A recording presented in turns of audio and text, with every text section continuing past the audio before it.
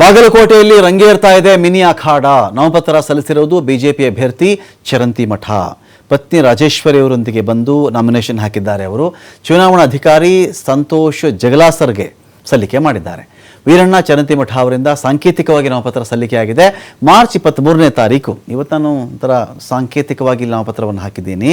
March 23ನೇ ತಾರೀಕಿನಂದು ಬೃಹತ್ ಮೆರವಣಿಗೆ ಮೂಲಕ ಬಂದು ಮತ್ತೆ ನಾನು ನಾಮಿನೇಷನ್ ಹಾಕ್ತೀನಿ. ಇವರೆಲ್ಲ ಸ್ವಲ್ಪ ಟೈಮು ಒಳ್ಳೆ ಟೈಮಾ ಕೆಟ್ಟ ಟೈಮಾ, ಯಾವಾಗ ಹಾಕಬೇಕು, ಯಾವಾಗ ಹಾಕಿದ್ರೆ ವಿಜಯ ಪರಾಜಯ ಇದೆಲ್ಲವನ್ನು ಕೂಡ ನೋಡ್ಕೊಳ್ತಾರಲ್ಲ.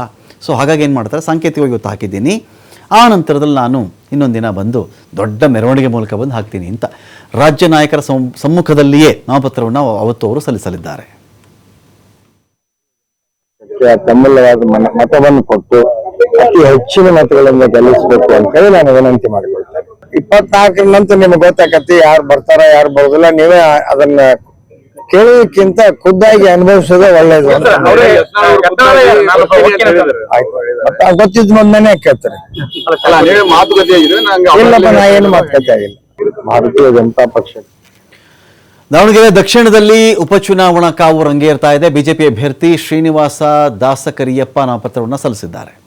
5 ಮುಖಂಡರೊಂದಿಗೆ ಬಂದು ಸಾಂಕೇತಿಕವಾಗಿ ಅವರು ನಾಮಪತ್ರವನ್ನು ಸಲ್ಲಿಕೆ ಮಾಡಿದ್ದಾರೆ. ಸೋಮವಾರ ಮತ್ತೊಂದು ಸಲ ನಾಮಪತ್ರ ಸಲ್ಲಿಸಬೇಕು ಅಂತ ಹೇಳಿ ನಿರ್ಧಾರ ಮಾಡಿದ್ದಾರೆ. ನಾಮಪತ್ರ ಸಲ್ಲಿಸಿದ ಬಳಿಕ ಶ್ರೀನಿವಾಸ ದಾಸಕರಿಯಪ್ಪ ಪ್ರತಿಕ್ರಿಯೆ ಕೊಟ್ಟಿದ್ದಾರೆ. ನಮ್ಮಲ್ಲಿ ಯಾವ ಭಿನ್ನಾಭಿಪ್ರಾಯನೂ ಇಲ್ಲವೇ ಇಲ್ಲ. ಇಲ್ಲಿ ದಾವಣಗೆರೆಯಲ್ಲಿ ಗೆಲ್ಲುವುದೊಂದೇ ನಮ್ಮೆಲ್ಲರ ಗುರಿ. ಕಾಂಗ್ರೆಸ್ನ ಕೆಟ್ಟ ಆಡಳಿತದ ವಿರುದ್ಧವಾಗಿ ನಮ್ಮ ಹೋರಾಟ ಇರುತ್ತೆ ಅಂತ ಹೇಳಿ ಶ್ರೀನಿವಾಸ ದಾಸಕರಿಯಪ್ಪ ಬಿಜೆಪಿ ಅಭ್ಯರ್ಥಿ ಹೇಳಿಕೆ ಕೊಟ್ಟಿದ್ದಾರೆ. ಉಮೇದುವಾರನ್ನಾಗಿ ಭಾರತೀಯ ಜನತಾ ಪಾರ್ಟಿ ಆಯ್ಕೆ ಮಾಡಿರ್ತಾರೆ. ತಮ್ಮೆಲ್ಲರಿಗೂ ಕೂಡ ಇಲ್ಲಿಂದ ತಮ್ಮ ಪಾದಗಳಿಗೆ ನಮಸ್ಕಾರ ಮಾಡ್ಕೊಳ್ತೇನೆ.